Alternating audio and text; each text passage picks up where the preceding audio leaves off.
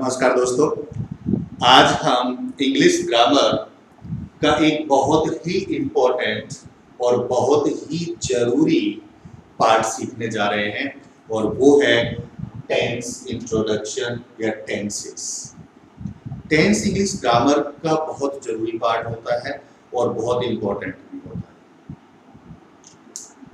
और English grammar के बहुत सारे जो पार्ट होते हैं वो तो टेंस सीखने के बाद ही हम उनको सीख सकते हैं और तभी वो समझ में आते हैं अच्छी तरह से जब हम पहले टेंस सीख लेते हैं।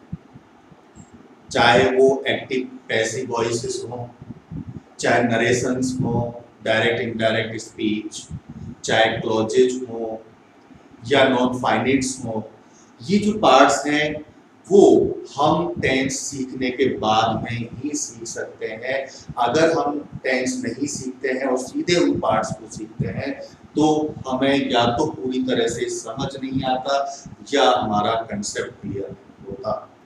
तो टेंस बहुत ही जरूरी, बहुत ही इंपॉर्टेंट पार्ट होता है। आज की क्लास में हम टेंसेस के बारे में इंट्रोडक्शन सीखेंगे। टेंस कितने होते हैं, उनके सब काइंड्स कितने होते हैं, उनकी हेल्पिंग वर्ब्स क्या होती है, हेल्पिंग वर्ब्स का क्या रोल होता है और क्यों जरूरी है वो, और कौन से टेंसेस या कौन से सेंटेंसेस किस टेंस के होते हैं, ये सारी बातें आज हम सीखेंगे इसमें।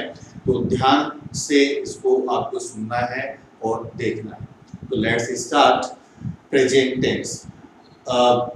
टेंसेस टोटल 3 होते हैं: प्रेजेंट टेंस, पास्ट टेंस और फ्यूचर टेंस। मेन 3 ही टेंस होते हैं। प्रेजेंट टेंस वो जो अभी वर्तमान में चल रहा है, ये प्रेजेंट टेंस होता है। और जो समय बीत गया है उस समय की जो बातें अगर हम करते हैं, जो समय बीत चुका है, अगर उसके बारे में आज अगर हम बातें करें तो वो पास्ट टेंस की बातें होती है। उस समय वो पास्ट टेंस होता है। और जो समय अभी आया नहीं है, जो बाद में आएगा, उस समय के जो बातें होती हैं या जो सेंटेंसेस होते हैं वो फ्यूचर टेंस में कहे जाते हैं। यानी जो आने वाला समय है उसको हम फ्यूचर टेंस कहते हैं। जो चल रहा है वो प्रेजेंट, जो बीत चुका वो पास्ट। अब प्रेजेंट टेंस भी 4 तरह के होते हैं, या हम ये कह सकते हैं कि प्रेजेंट टेंस के 4 सब काइंड्स होते हैं। जैसे present indefinite tense, present continuous tense, present perfect tense और प्रेजेंट परफेक्ट कंटीन्यूअस टेंस। इसी तरह से पास्ट के भी 4 होते हैं, नाम सेम ही है: past indefinite, past continuous, past perfect, past perfect continuous. इसी तरह से फ्यूचर के। अब ये सब काइंड्स क्या होते हैं, इनका क्या मतलब है, तो मैं आपको बताता हूं। जैसे प्रेजेंट टेंस है, मैं इंग्लिश पढ़ाता हूं, मैं इंग्लिश पढ़ाता हूं, ये प्रेजेंट की बात है। पढ़ाता हूं तो ये प्रेजेंट टेंस है। अगर मैं इसी बात को ये बोलूं कि मैं इंग्लिश पढ़ा रहा हूं, तभी भी तो प्रेजेंट टेंस ही है, लेकिन फिर भी थोड़ा सा ये चेंज हो गया है।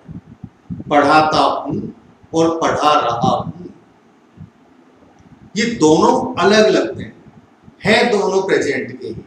तो जो पहले हम बोल रहे हैं कि मैं इंग्लिश पढ़ाता हूं, ये प्रेजेंट इंडेफिनिट टेंस होता है। इस तरह के जो सेंटेंसेस होते हैं वो प्रेजेंट इंडेफिनिट में आते हैं। प्रेजेंट इंडेफिनिट को हम सिंपल प्रेजेंट भी कहते हैं। पढ़ाता हूं, जिसमें कोई भी ऐसा सेंटेंस जिसका एक्शन वर्ड के साथ में ता है, ते है, ती है लगा रहता है, वो प्रेजेंट इंडेफिनिट के सेंटेंस होते हैं। मैं इंग्लिश पढ़ाता हूं, वह रोजाना स्कूल जाता है, तो ता ते जाता है, पढ़ाता है। हम 3 बार खाना खाते हैं, खाते हैं। तो ये प्रेजेंट इंडेफिनिट। और प्रेजेंट कंटीन्यूअस, जिसमें एक्शन वर्ड में रहा है, रहे हैं आता है, वो कंटीन्यूअस टेंस होता है। तो मैं इंग्लिश पढ़ा रहा हूं, ये प्रेजेंट कंटिन्यूअस का। और अगर मैं ये बोलता हूं कि मैं टेंस पढ़ा चुका हूं, मैं आज टेंस पढ़ा चुका हूं, तो ये चुका हूं यानी काम पूरा हो गया है, तो ये परफेक्ट यानी प्रेजेंट परफेक्ट टेंस का। और अगर मैं ये बोलता हूं कि मैं 2 घंटे से इंग्लिश पढ़ा रहा हूं, इसमें पढ़ा रहा हूं, रहा है, रहे हैं, ये भी आ गया और साथ में ये समय भी दिया गया है कि पढ़ाने का काम है पहले शुरू हो चुका था 2 घंटे पहले, तो 2 घंटे से मैं पढ़ा रहा हूं, तो वो प्रेजेंट परफेक्ट कंटिन्यूअस टेंस का सेंटेंस। तो इस तरह से क्योंकि एक ही टेंस के जो सेंटेंसेस होते हैं वो अलग अलग तरीके से बोले जा सकते हैं, तो इसीलिए उनको हर टेंस को 4 सब कैटेगरीज में डिवाइड किया गया है। प्रेजेंट टेंस को भी 4 सब कैटेगरीज में डिवाइड किया गया है। प्रेजेंट की 4 सब कैटेगरीज होती हैं, पास्ट की भी 4 सब कैटेगरीज होती है और फ्यूचर की भी 4 सब कैटेगरीज होती है। अब अगर हम एग्जांपल ले लें, जैसा अभी मैंने एग्जांपल दिया था प्रेजेंट इंडेफिनिट का, तो मैं इंग्लिश सिखाता हूं,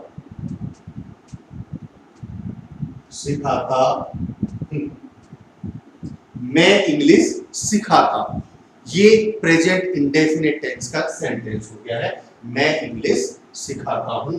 इसमें जो पहचान होती है वो है एक्शन वर्ड, यानी काम क्या हो रहा है।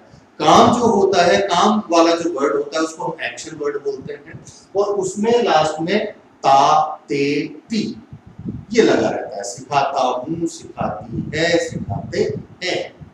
या और भी एग्जांपल्स आप सोच सकते हैं, या मैं आपको एक बता देता हूं, वह रोजाना स्कूल जाता है।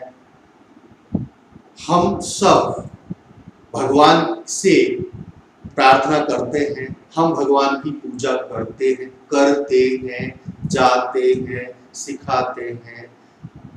बच्चे क्रिकेट खेलते हैं। तो इस तरह से जो भी सेंटेंस होगा, उस सेंटेंस के जो एक्शन वर्ड होगा लास्ट में, उस एक्शन वर्ड में ता है, ते है, ती है भी साथ में होना चाहिए। तो वो अगर आता है तो वो प्रेजेंट इंडेफिनिट टेंस के ही सेंटेंस होते हैं। ये पहचान है। इसी तरह से अब आ जाता है present continuous tense. Present continuous यानी लगातार। अगर कोई काम लगातार चल रहा है, जिस वक्त सेंटेंस बोला जाता है उस वक्त अगर काम चल रहा है तो वो प्रेजेंट कंटिन्यूअस में। जैसे इसी को अगर बोले कि मैं इंग्लिश सिखा रहा हूं,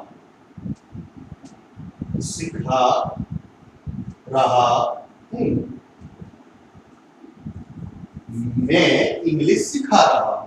अब यहां पे रहा हूं आ गया, तो जब कोई सेंटेंस में काम उस वक्त चल रहा है लगातार कंटिन्यूअस में चल रहा है उस वक्त, तो तब वो जो सेंटेंस होता है प्रेजेंट कंटिन्यूअस टेंस का होता है।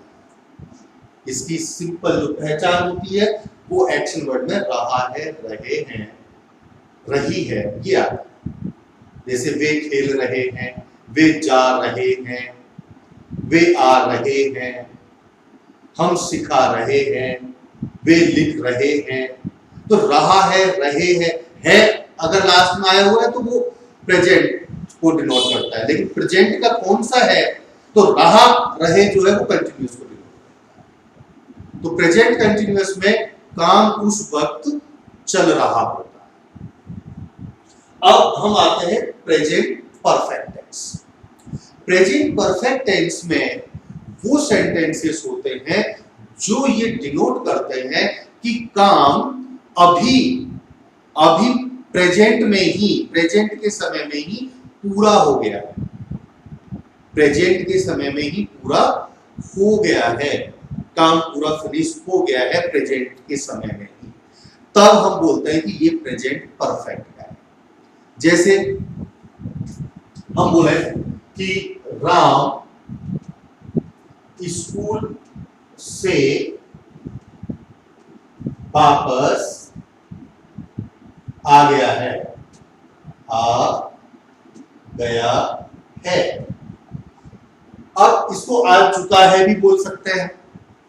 राम स्कूल से वापस आ गया है, तो काम इसमें क्या हो रहा है, वापस आने का।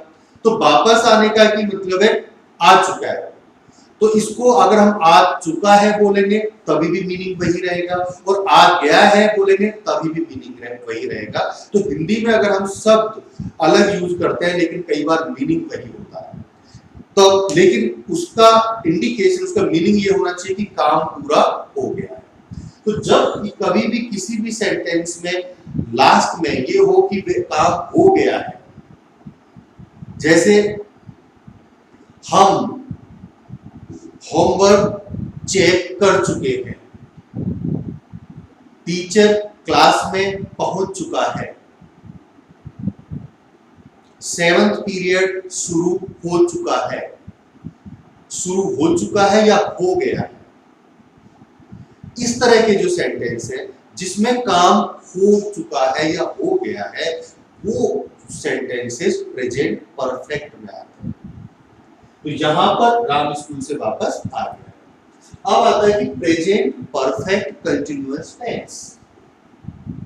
जो प्रेजेंट टेंस का चौथा सब काइंड है प्रेजेंट परफेक्ट कंटिन्यूअस। इसके नाम से ही हमको यह पता लग रहा है कि ये प्रेजेंट टेंस में परफेक्ट और कंटिन्यूअस दोनों को मिला के ये टेंस बना है, जिसमें परफेक्ट भी और कंटिन्यूअस दोनों के फीचर्स इसमें शामिल हैं।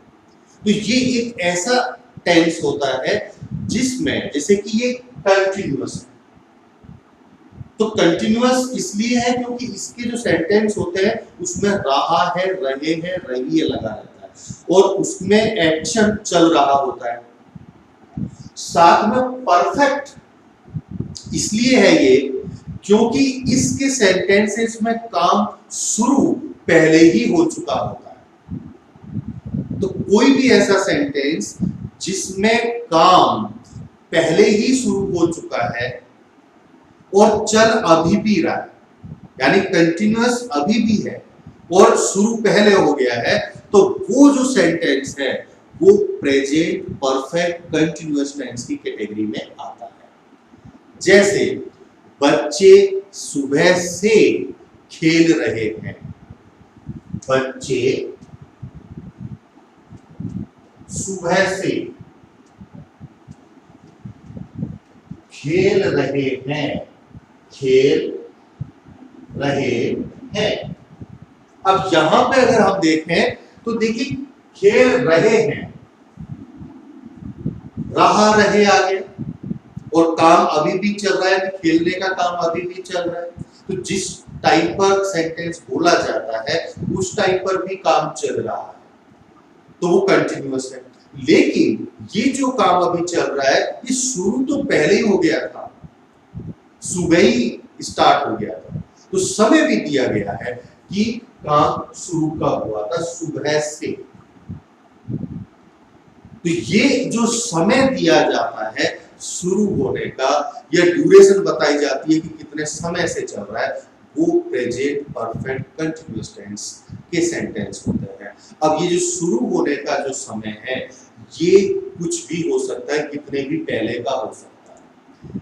जैसे हम दिल्ली में 10 साल से रह रहे हैं। अब रहने का जो कार्य है वो 10 साल पहले शुरू हुआ था, वह आज भी रहे, तभी भी ये प्रेजेंट परफेक्ट कंटिन्यूअस नहीं आएगा क्योंकि चल तो अभी भी रहा है ये काम। तो काम शुरू चाहे कितने भी पहले हुआ हो, लेकिन अगर उस वक्त भी चल रहा है जिस वक्त ये बोला जाता है सेंटेंस, उस वक्त अगर कंटिन्यूअस है तो वो प्रेजेंट परफेक्ट कंटिन्यूअस टेंस में ही आएगा, पास्ट की कैटेगरी में नहीं जाएगा। तो ये इस तरह से जो प्रेजेंट टेंस है, प्रेजेंट टेंस के 4 सब kinds, present indefinite tense, present continuous tense, present perfect tense और प्रेजेंट परफेक्ट कंटीन्यूअस टेंस। ये इस तरह से एग्जांपल्स होते हैं। अब मैं साथ में मैंने ये जो हेल्पिंग वर्ब्स लगा रखी है इनके बारे में मैं आपको बताता हूं कि जब हम हिंदी में सेंटेंसेस को पढ़ते हैं या सुनते हैं या बोलते हैं तो उनमें तो हमने पहचान बता दी कि अगर कोई भी सेंटेंस में लास्ट में एक्शन वर्ड के साथ में ता है, ते है, ती है, ये अगर लगा हुआ है तो वो प्रेजेंट इंडेफिनेट टेंस का होगा। कंटीन्यूअस में अगर एक्शन वर्ड के साथ में रहा है, रहे हैं, रही है अगर आता है तो प्रेजेंट कंटीन्यूअस टेंस का होगा, ताते वाला प्रेजेंट इंडेफिनेट का होगा। और जिसमें काम पूरा हो चुका है, हो गया है, चुका है, चुके हैं, चुकी है अगर आ गया तो प्रेजेंट परफेक्ट। और रहा रहे एक्शन वर्ड के साथ रहा रहे, साथ में समय भी दिया हुआ हो तो वो प्रेजेंट परफेक्ट कंटीन्यूअस टेंस का होगा। लेकिन इंग्लिश में जो सेंटेंसेस होते हैं वो इंग्लिश में तो कोई ता, ते, ती या रहा रहे या चुका, चुके नहीं होता। तो इंग्लिश में लिखे हुए जो सेंटेंसेस हैं उनमें क्या पहचान है, उनकी क्या पहचान है, उनको कैसे पहचाने कि ये इस पार्टिकुलर टेंस का सेंटेंस है, तो उसके लिए हेल्पिंग वर्ब्स होती हैं। हेल्पिंग, हेल्प करने वाली। और क्या हेल्प करने वाली? हमको टेंस के बारे में बताने वाली कि ये जो सेंटेंस है इस टेंस का है। तो हेल्पिंग वर्ब का काम जो होता है वो सेंटेंस के टेंस को बताने का होता है। इनके साथ में फॉर्म ऑफ वर्ब का भी रोल होता है। पहले हम हेल्पिंग वर्ब के बारे में सीखते हैं। जैसे प्रेजेंट इंडेफिनिट टेंस, ये जो हेल्पिंग वर्ब होती है वो होती है डू और टच। डू और टच ये दो होती हैं। ये दोनों अलग अलग तरह के सब्जेक्ट्स के साथ में लगती हैं। जैसे टच सिंगुलर सब्जेक्ट्स के साथ में लगती है। सब्जेक्ट जो सेंटेंस में जो काम करने वाला जो होता है वो सब्जेक्ट होता है। जैसे यहाँ पे मैं इंग्लिश सिखाता हूँ तो काम करने वाला कौन है? मैं। तो मैं सब्जेक्ट। तो अगर किसी सेंटेंस में सब्जेक्ट सिंगुलर है तो उसके साथ में डच का यूज होता है, और सब्जेक्ट अगर प्लूरल है तो डू का यूज होता है। इस तरह से डू और डच ये हेल्पिंग वर्ब है। अब present continuous tense. Present continuous tense में तीन हेल्पिंग वर्ब्स होती है, ईच, एम, आर। ईच का यूज सिंगुलर सब्जेक्ट्स के साथ में होता है। आर का यूज प्लूरल सब्जेक्ट्स के साथ में होता है, और एम का यूज आई के साथ में होता है। आई, सिर्फ आई के साथ में एम लगता है। Present perfect tense. Present perfect में हैज का यूज सिंगुलर सब्जेक्ट के साथ में होता है, और हैव का यूज प्लूरल सब्जेक्ट्स के साथ होता है। प्रेजेंट परफेक्ट कंटीन्यूअस टेंस में हैज बीन सिंगुलर सब्जेक्ट्स के साथ में हेल्पिंग वर्ब लगती है, और प्लूरल सब्जेक्ट के साथ में हैव बीन लगती है। अब जो यहाँ पे बात आती है सिंगुलर सब्जेक्ट्स और प्लूरल सब्जेक्ट्स। सिंगुलर जो सब्जेक्ट्स होते हैं वो ही, सी, इट या किसी का नाम। Singular subjects he, she, it या किसी का नाम, यानी ये डिनोट करते हैं पार्टिकुलर कोई भी सेंटेंस में जो काम करने वाला जो सब्जेक्ट है वो अगर किसी एक इंडिविजुअल एक व्यक्ति को अगर इंडिकेट कर रहा है, डिनोट कर रहा है, तो वो सिंगुलर सब्जेक्ट होता है। जैसे कि ही यानी वह किसी आदमी के लिए बोल रहा है, सी किसी सिंगल लेडी के लिए बोल रहा है, इट किसी भी ऑब्जेक्ट के लिए हो सकता है, नेम किसी का नाम हो सकता है। तो ही, सी, इट या किसी का नाम ये सिंगुलर सब्जेक्ट्स होते हैं। इसी तरह से प्लूरल सब्जेक्ट्स। प्लूरल में I, we, you, they, I we you they, ये प्लूरल सब्जेक्ट्स होते हैं जो एक से ज्यादा को डिनोट करते हैं। यहां पे एक से ज्यादा है। अब इसमें जैसे आई यानी मैं, वी यानी हम, यू तुम, दे वे। अब यहां पे है मैन, इंपॉर्टेंट बात आई। ये क्वेश्चन उठता है कि आई को हम प्लूरल क्यों मानते हैं। वैसे देखा जाए तो आई मैं मेरे लिए यूज हो रहा है, लेकिन ये प्लूरल क्यों मानते हैं? तो इसका प्लूरल इसलिए मानते हैं, कई बार तो जैसे प्रेजेंट कंटीन्यूअस टेंस में तो इसको प्लूरल की हेल्पिंग वर्ब ना लगा के इसके लिए अलग से हेल्पिंग वर्ब है एम, आई के लिए, जो आई के लिए ही यूज होती है। बाकी और हर जगह पे, हर टेंस में, प्रेजेंट इंडेफिनिट में भी आई के साथ में डू लगेगा, प्रेजेंट परफेक्ट में आई के साथ हैव लगेगा, यानी प्लूरल ही लगेगी। प्रेजेंट परफेक्ट कंटीन्यूअस में भी आई के साथ में हैव बीन लगेगा। तो बाकी हर जगह पर आई के साथ में आई को प्लूरल कंसीडर करते हुए और प्लूरल हेल्पिंग वर्ब लगती है। तो ये इसको प्लूरल क्यों माना जाता है? तो इसका मैं बताता हूं आपको कि आई जैसे एक इंडिविजुअल आदमी के लिए तो होता ही है, साथ में कई बार क्या होता है कि एक इंडिविजुअल आदमी कई बार एक ग्रुप को रिप्रेजेंट करता है, और ग्रुप को जब वो रिप्रेजेंट करता है और जब कहीं पर जाकर के और किसी भी स्टेज, किसी भी प्लेटफॉर्म पर वो स्पीच देता है या वो बोलता है, और उस स्पीच या बोलने में वो आई का यूज करता है, तो वो आई उस वक्त उस इंडिविजुअल खुद के लिए नहीं बोल रहा है, बल्कि वो उस ग्रुप को रिप्रेजेंट करता है, और वो ग्रुप में कई सारे लोग हो सकते हैं। तो उस वक्त उसका आई पर्सनल खुद के लिए ना हो करके और कई सारे लोगों को इंडिकेट करता है। जैसे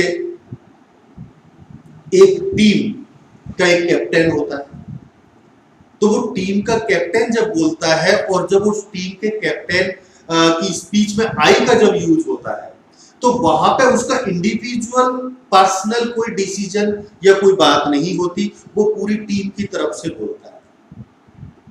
और सिर्फ टीम की तरफ से नहीं, कई बार तो वो पूरी कंट्री या पूरी स्टेट या जिसको भी वो रिप्रेजेंट कर रहा है उन सब की तरफ से बोलता है। तो फिर उस वक्त वो अकेला नहीं रहा, उस वक्त वो सबको रिप्रेजेंट कर रहा होता है, इसलिए ऐसे केसेस में आई प्लूरल कंसीडर होता है। अब ये कब वो प्लूरल माने कब सिंगुलर, तो इसमें फिर प्रॉब्लम्स हो जाती हैं, इसलिए रूल फिक्स कर दिया कि आई को हम प्लूरल ही कंसीडर करेंगे। जब जैसे प्रेजेंट कंटीन्यूअस टेंस में, प्रेजेंट कंटीन्यूअस में आई के साथ भी स्पेशल हेल्पिंग वर्ब लगी है, वो लगी है एम। बाकी और हर जगह पे आई को हम प्लूरल कंसीडर करते हैं। तो यहां पर इस तरह से सिंगुलर सब्जेक्ट्स हमने सीखे, he she it singular subject होते हैं, plural I we you they plural subjects होते हैं। और प्रेजेंट टेंस की जो चार सब काइंड्स हैं, चार सब कैटेगरीज हैं, उनकी हेल्पिंग वर्ब्स हमने सीखी, उनके हेल्पिंग वर्ब्स का हमने यूज और उनके सेंटेंसेस। अब आता है पास्ट टेंस। पास्ट टेंस की भी चार सब कैटेगरीज होती हैं। सब कैटेगरीज के नाम आइडेंटिकल है, जैसे present indefinite, present continuous, present perfect, present perfect continuous. ऐसे ही पास्ट इंडेफिनिट टेंस को प्रेजेंट इंडेफिनिट टेंस की तरह सिंपल पास्ट भी बोला जाता है। पास्ट इंडेफिनिट टेंस को सिंपल पास्ट टेंस भी कहते हैं। पास्ट कंटीन्यूअस टेंस, अब पास्ट कंटीन्यूअस टेंस को पास्ट प्रोग्रेसिव टेंस भी कहते हैं, पास्ट प्रोग्रेसिव टेंस। ऐसे ही प्रेजेंट कंटीन्यूअस टेंस को प्रेजेंट प्रोग्रेसिव टेंस भी हम कहते हैं। इसी तरह थर्ड पास्ट का सब कैटेगरी है past perfect tense, past perfect continuous tense. इनकी भी हेल्पिंग वर्ब्स होती है, हेल्पिंग वर्ब सारे टेंसेस की होती है। तो हेल्पिंग वर्ब के बारे में पहले हम जान लें। तो पास्ट इंडेफिनिट टेंस की हेल्पिंग वर्ब होती है डिड, और ये सिंगल ही है, यहाँ पर दो हेल्पिंग वर्ब नहीं है बल्कि एक ही हेल्पिंग वर्ब है और वो है डिड, क्योंकि सिंगुलर सब्जेक्ट और प्लूरल सब्जेक्ट दोनों के साथ में डिड ही लगता है, इसलिए यहाँ पर एक ही है। पास्ट कंटिन्यूअस टेंस की हेल्पिंग वर्ब होती है वाज और वर, वाज और वर। यहाँ पर जो वाज का यूज है वो सिंगुलर सब्जेक्ट्स के साथ में होता है और वर का यूज प्लूरल सब्जेक्ट्स के साथ होता है, प्लूरल सब्जेक्ट के साथ। यहाँ पर जो अभी हम आई के बारे में बोल रहे थे, आई के बारे में आई जो एक जिसकी एक यूनिक आइडेंटिफिकेशन है, तो यहाँ पे हम बता रहे थे कि आई के साथ में पास्ट कंटिन्यूअस टेंस में वाज का यूज होता है, आई के साथ वर नहीं लगता, आई के साथ वाज लगता है। प्रेजेंट कंटिन्यूअस टेंस में आई के साथ जैसे स्पेशल वर्ड है, यहाँ पे स्पेशल हेल्पिंग वर्ब है एम, और पास्ट कंटिन्यूअस टेंस में जो वैसे आई हम बता रहे हैं कि प्लूरल होता है, आई प्लूरल सब्जेक्ट माना जाता है, लेकिन यहाँ पर आई के साथ वाज लगता है। और पास्ट परफेक्ट टेंस में जो हेल्पिंग वर्ब है वो हैड है, हैड सिंगल हेल्पिंग वर्ब है, दो हेल्पिंग वर्ब नहीं है सिंगुलर प्लूरल सब्जेक्ट के लिए, हैड ही सिंगुलर सब्जेक्ट के साथ लगती है, हैड ही प्लूरल के साथ लगती है। और पास्ट परफेक्ट कंटीन्यूअस टेंस की जो हेल्पिंग वर्ब है वो भी एक ही है, हैड बीन, सिंगुलर सब्जेक्ट के साथ भी हैड बीन लगेगी और प्लूरल सब्जेक्ट के साथ भी हैड बीन ही लगती है। तो ये हेल्पिंग वर्ब्स है पास्ट टेंस की। अब इनके एग्जांपल्स हम देख लेते हैं पास्ट टेंस के भी। जैसे past indefinite tense, past indefinite tense कोई भी जो काम पास्ट में हुआ था, इंडेफिनिट, डेफिनेट का मतलब होता है निश्चित, इंडेफिनिट अनिश्चित, तो कोई भी काम जो पास्ट में हुआ है जिसका अभी हमें फिक्स नहीं है कि वो पूरा हुआ है नहीं हुआ है, लेकिन हुआ है पास्ट में और कोई टाइम बाउंड भी नहीं है, तो वो पास्ट इंडेफिनिट में जाता है। जैसे अगर हम एग्जांपल है, वह कल रात में बहुत देर से सोया था, वह कल रात में बहुत देर से सोया था, वह कल रात में बहुत देर से सोया था, सोया था। अब ये जो काम है सोने का वो कल हुआ था रात को, अब उसको नींद कितने बजे आई थी, कितने बजे सो चुका था वो, ये नहीं, बल्कि हमारे सामने ये है कि वह कल रात को बहुत देर से सोया था। तो ये एग्जाम्पल है इस तरह के। जैसे वह कल दिल्ली गया था, हम कल बाजार गए थे, हमने कल टेंस सीखे थे। ये इस तरह के जो सेंटेंसेस होते हैं जिसमें पास्ट में कोई काम होता है वो पास्ट इंडेफिनिट में आते हैं। अब आता है पास्ट कंटिन्यूअस टेंस। तो पास्ट कंटिन्यूअस टेंस, कंटिन्यूअस जब वर्ड आ जाता है तो कंटिन्यूअस वर्ड से ही हमको ये बात पता चल जाती है कि इसमें काम रेगुलर चल रहा होता है। तो जब हमने प्रेजेंट कंटिन्यूअस सीखा था तो उसमें प्रेजेंट में काम चल रहा होता है, और जब पास्ट कंटिन्यूअस की बात करते हैं तो पास्ट में काम चल रहा था। जैसे कि अगर हम ये बोले कि हम तुम्हारा इंतजार कर रहे थे, हम तुम्हारा इंतजार कर रहे थे, तो यहां पर भी रहा था रहे थे आ गया, रहा था रहे थे, कंटिन्यूअस की पहचान है ये, रहा था रहे थे रही थी, ये एक्शन वर्ड के साथ में जरूर आता है। तो पास्ट कंटिन्यूअस की पहचान रहा था रहे थे, हम तुम्हारा इंतजार कर रहे थे, हम जा रहे थे, वे आ रहे थे, बच्चे खेल रहे थे, टीचर पढ़ा रहा था। तो रहा था रहे थे ये पास्ट कंटिन्यूअस टेंस की पहचान। अब आ जाते हैं हम इसी तरह से पास्ट परफेक्ट टेंस। तो परफेक्ट, जब हमने प्रेजेंट परफेक्ट सीखा था, तो प्रेजेंट परफेक्ट में कोई भी काम जो पूरा हो गया है, प्रेजेंट में जो काम पूरा हुआ है, वो प्रेजेंट परफेक्ट में आता है। और अगर कोई काम पास्ट में पूरा हुआ है, अरे बहुत समय पहले अगर पूरा हुआ है और पूरा हो चुका है, पूरा हो चुका था, तो वो पास्ट परफेक्ट में जाएगा। जैसे अगर हम बोले राहुल एक किताब लिख चुका था,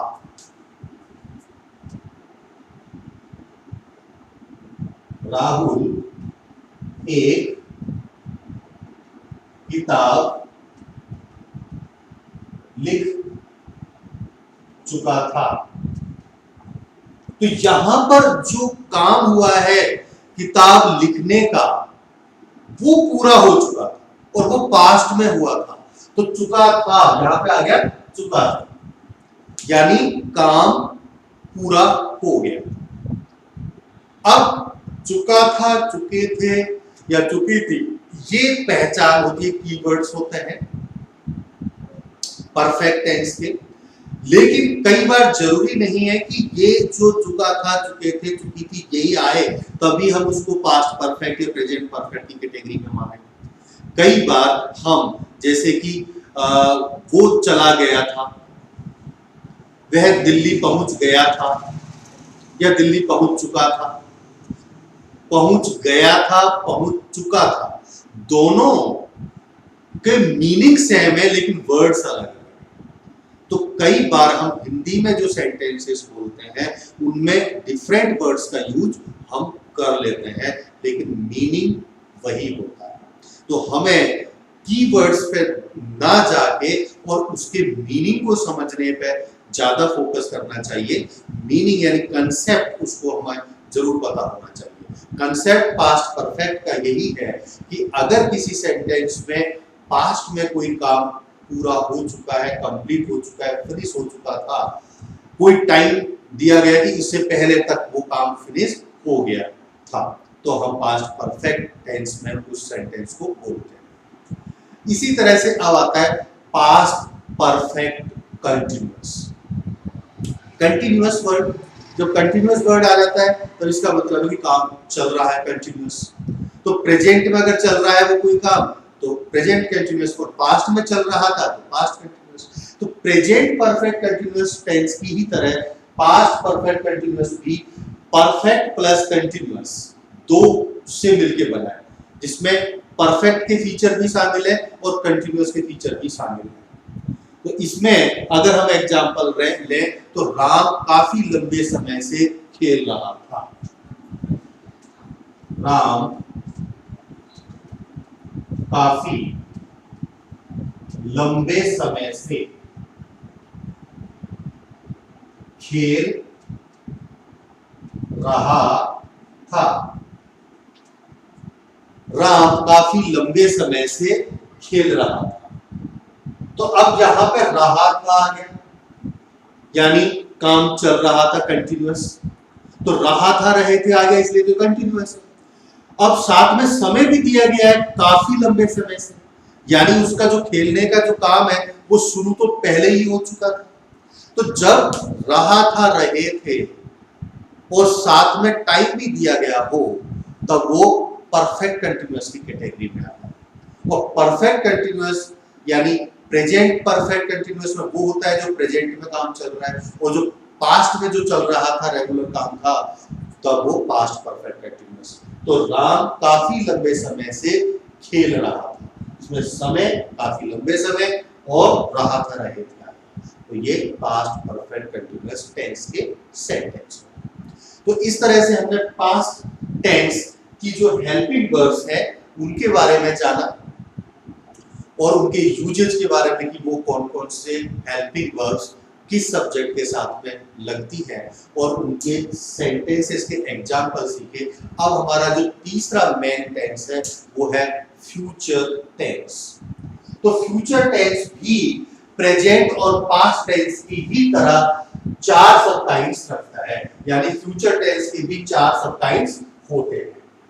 और 4 सब काइंड्स जैसे future indefinite tense, future continuous tense, future perfect tense और future perfect continuous tense. Future indefinite tense, इसको सिंपल फ्यूचर भी हम कह सकते हैं, बाकी इंडेफिनेट्स की तरह प्रेजेंट इंडेफिनेट को प्रेजेंट सिंपल कहते हैं, इसी तरह पास्ट इंडेफिनेट टेंस को पास्ट सिंपल टेंस भी कह सकते हैं, ऐसे फ्यूचर इंडेफिनेट टेंस को फ्यूचर सिंपल यानी सिंपल फ्यूचर टेंस भी हम कह सकते हैं।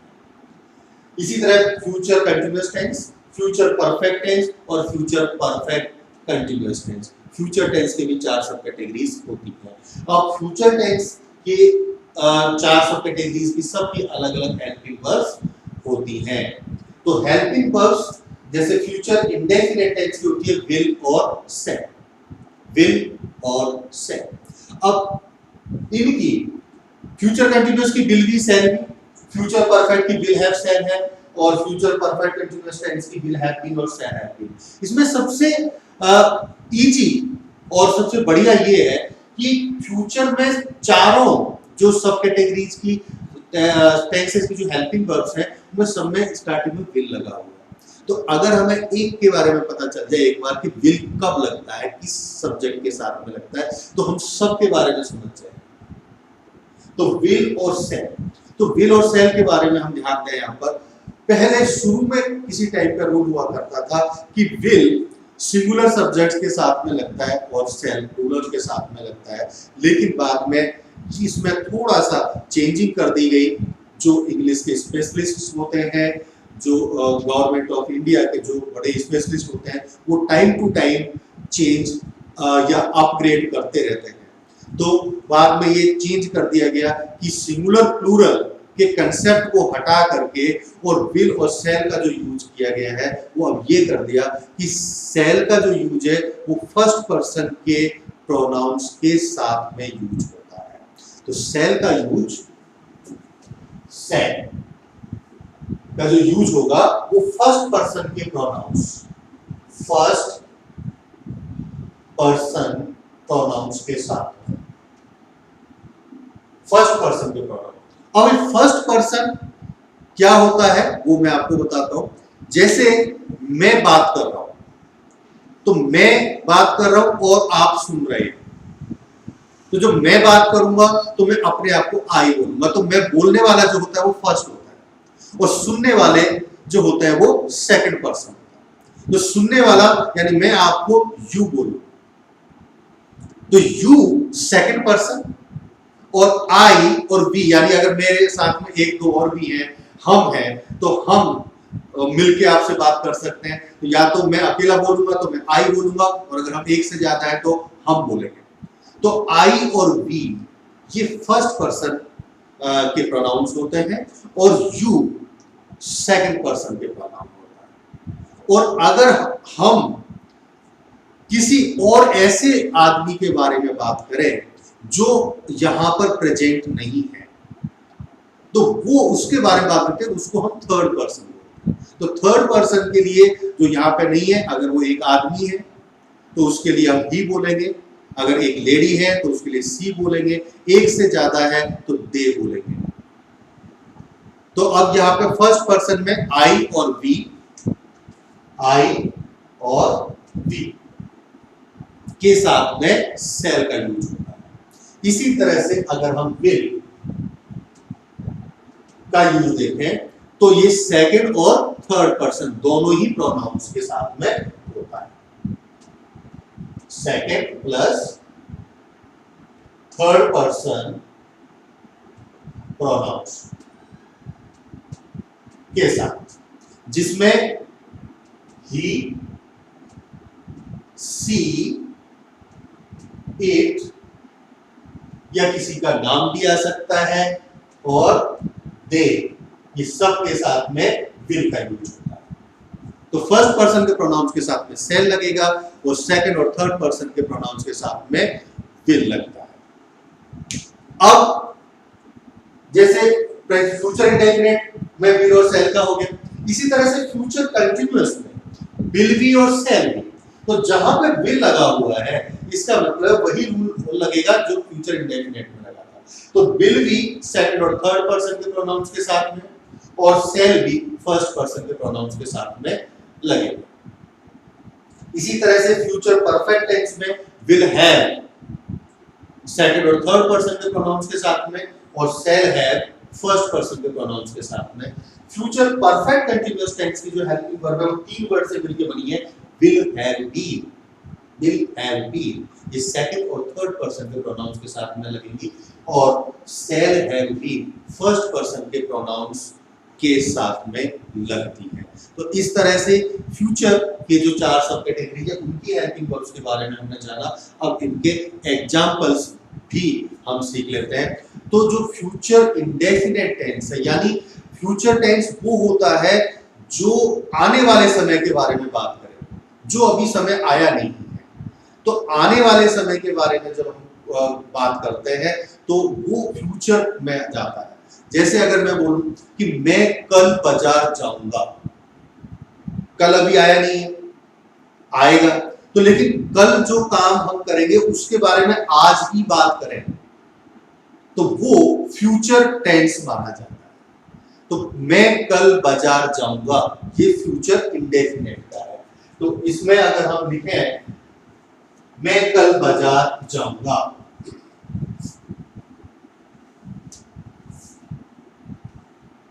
मैं कल बाजार जाऊंगा, ये हो जाएगा फ्यूचर इंडेफिनेट टेंस। गागेगी यानी इसमें जो पहचान होती है, जो एक्शन वर्ड होता है सेंटेंस का लास्ट में, उस एक्शन वर्ड के लास्ट में गागेगी, जाऊंगा, जाएगी, जाएंगे, इस तरह के जो वर्ड्स होते हैं गागेगी लगा रहता है तो वो फ्यूचर टेंस को इंडिकेट करता है। इसी तरह से अगर हम फ्यूचर कंटीन्यूअस टेंस का कोई एग्जांपल लें तो जैसे वह आज दिल्ली से आ रहा होगा, वह आज दिल्ली से आ रहा होगा। अब इसमें आ रहा होगा अभी नहीं आया, आने वाले टाइम में आएगा। तो आज तो अभी शुरू हुआ है मान लो, अब आज का पूरा दिन बाकी है, तो आज जो समय अभी आज का आया नहीं है वो फ्यूचर ही माना जाएगा, तो वो आएगा। तो इसमें जब आएगा तो फ्यूचर इंडेफिनिट आ रहा होगा, वह दिल्ली से आ रहा होगा, रहा रहे साथ में आ जाए तो वो फ्यूचर कंटीन्यूअस टेंस होता है। तो अगर हम इसमें फ्यूचर कंटीन्यूअस का एग्जांपल ले तो वह आज दिल्ली से आ रहा होगा। अब इसमें रहा होगा, रहे होंगे, रही होगी, ये जब आ जाता है कंटीन्यूअस कोई सा भी हो, हमने प्रेजेंट कंटीन्यूअस सीख चुके हैं, हम पास्ट कंटीन्यूअस सीख चुके हैं। प्रेजेंट कंटीन्यूअस में रहा है, रहे हैं, रही है, यानी है लास्ट में आता है। रहा रहे तो होगा ही होगा, तो प्रेजेंट कंटीन्यूअस में रहा है, रहे हैं, रही। पास्ट कंटीन्यूअस में रहा था, रहा रही थी, रहे थे। रहा रहे तो होगा लेकिन उसमें था, थे, थी लग जाता है तो वो पास्ट कंटीन्यूअस होता है। लेकिन फ्यूचर में रहा होगा, रही होगी, रहे होंगे, यानी रहा रहे तो कंटीन्यूअस में आता ही आता है, लेकिन फ्यूचर कंटीन्यूअस में गागेगी भी साथ में आता है। तो यहां पे आया आ रहा होगा, इसलिए ये फ्यूचर कंटीन्यूअस है। अब हम बात करते हैं फ्यूचर परफेक्ट की। तो फ्यूचर परफेक्ट, जैसे परफेक्ट कोई सा भी हो, चाहे प्रेजेंट परफेक्ट हो या पास्ट परफेक्ट हो और या फिर फ्यूचर परफेक्ट हो, उसमें काम फिनिश होने की बात की जाती है कि काम पूरा हो गया। अब फ्यूचर की बात है तो काम पूरा हो चुका होगा, हो चुका होगा। तो अब अगर इसमें एग्जांपल है तो हम ये बोल सकते हैं सभी बच्चे 8 बजे तक स्कूल पहुंच चुके होंगे। सभी बच्चे, अगर फ्यूचर परफेक्ट का एग्जांपल है ये, सभी बच्चे 8 बजे तक, 8 बजे तक स्कूल पहुंच चुके होंगे। अब यहां पे देखो काम क्या हो रहा है, स्कूल पहुंचने का, पहुंचना। तो अब ये पहुंच चुके होंगे, यानी इसमें भी काम पूरा होने की बात कर रहे हैं हम टाइम, और फ्यूचर को इंडिकेट कर रहे हैं कि फ्यूचर में 8 बजे तक स्कूल पहुंच चुके होंगे। तो चुका है, चुके हैं, चुकी है, इसमें भी आता है। जैसे प्रेजेंट परफेक्ट में आता है चुका है, चुकी है, चुके हैं, है लग जाता है लास्ट में चुका के साथ में, तो वो प्रेजेंट परफेक्ट है।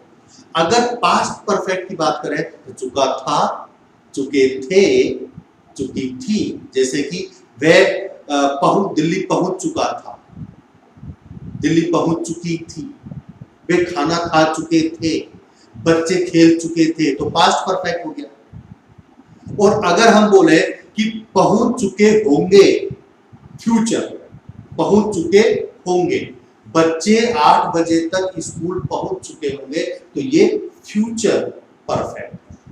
तो इसमें चुका, होंगे, चुके, होंगे आता है। अब आता है future perfect continuous tense.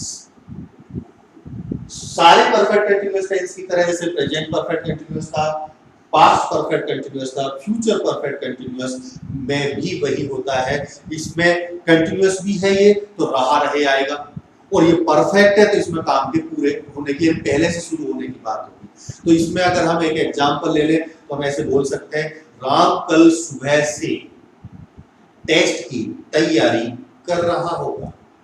Ram कल सुबह से, क्योंकि फ्यूचर की बात करेंगे ना, आने वाले कल की, तो राम कल सुबह से टेस्ट की तैयारी कर रहा होगा, कर रहा होगा। अब कर रहा होगा तो रहा रहे आगे, तो ये कंटिन्यूअस है। और सुबह से कर रहा होगा, सुबह से, तो ये समय भी दे दिया इसमें, इसलिए परफेक्ट के फीचर भी इसमें ऐड हो गया। तो इसका एग्जांपल हम ले सकते हैं फ्यूचर परफेक्ट कंटिन्यूअस का, राम कल सुबह से, सुबह से समय दिया है, कल सुबह से टेस्ट की तैयारी, टेस्ट की तैयारी कर रहा होगा, रहा होगा।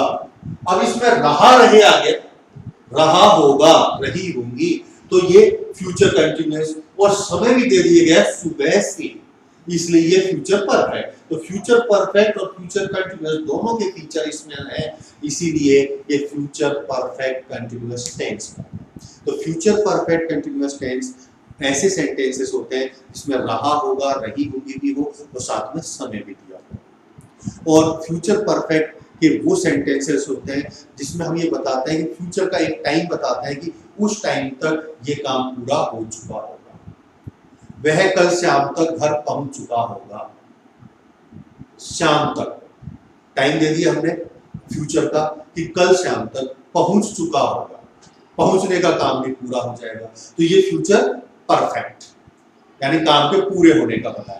अब अगर फ्यूचर कंटिन्यूअस की बात करें तो हम ये फ्यूचर के लिए बोलेंगे कि फ्यूचर में इस समय पे ये काम चल रहा होगा, वह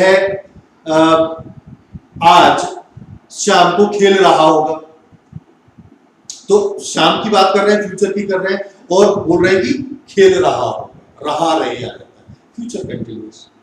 और फ्यूचर इंडेफिनिट सिंपल, जैसे हमने एग्जांपल लिया, मैं कल बाजार जाऊंगा, हम कल स्कूल जाएंगे, हम कल पिकनिक जाएंगे, ये फ्यूचर इंडेफिनिट है। तो इस तरह से हमने आज प्रेजेंट टेंस, पास्ट टेंस और फ्यूचर टेंस तीनों टेंस सीखे।